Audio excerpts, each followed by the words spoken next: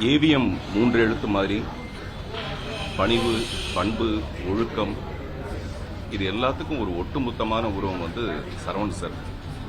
இந்த மாதிரி அவர் கையை கட்டி நின்னா கூட நமக்கு அவரை கண்டா பெரிய மரியாதையும் பயமும் ஏற்படும். அந்த மாதிரியான ஒரு பெரிய பெரிய மாமனிதர் அவர். இன்னைக்கு கூட அவருடைய மறைவு செய்தி வந்து வாட்ஸ்அப்ல வரும்போது இந்த லவ்விங் மெமரி ஆஃப் சரவணன் போட்டு கீழே வந்து த லாஸ்ட் ரெஸ்பெக்ட் 313 போட்டிருந்தது. His respect will not last.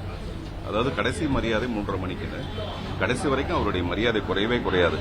அதுக்கான காரணம் வந்து அவர் மட்டுமே இல்ல, அவருடைய தகப்பனார் ஏவி மெய்யப்ப செட்டியார். என்ன மாதிரி கலைஞர்களுக்கு வந்து சினிமா தான் கடவுள். அப்படி பார்த்தா மெய்யப்ப செட்டியார் வந்து கடவுளுடைய பிரதிநிதி மாதிரி, சரவணன் சாரும் அந்த மாதிரி தான். முரட்டுக்காலை படம் வந்ததுக்கு அப்புறமேல நான் வந்து சரவணன் சாருக்கு ஒரு கடிதம் எழுதினேன். அது வந்து உங்க அப்பாவுடைய ஆன்மா இப்பதான் சாந்தி அடையுது. அதாவது நீண்ட நாட்களாக திரைப்படம் எடுக்காம முரட்டுக்காலை மூலமா மறுபடியும் ஏவிஎம் நிறுவனம் வந்து படம் எடுக்க ஆரம்பிச்ச உடனே இப்பதான் மெய்யப்ப செட்டியார் அவர்களுடைய ஆன்மா சாந்தி அடையுது அப்படின்னு நான் சொல்லியிருந்தேன். அந்த மாதிரி சரவணன் சாருடைய இழப்புன்றது இயற்கையோட கட்டாயம்.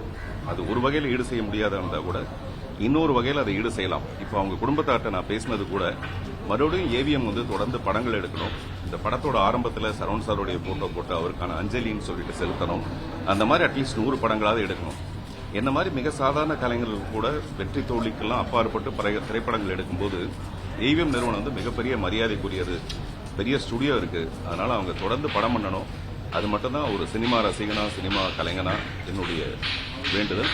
அவருடைய ஆன்மா சாந்தி அடைய பிரார்த்திக்கிறேன்.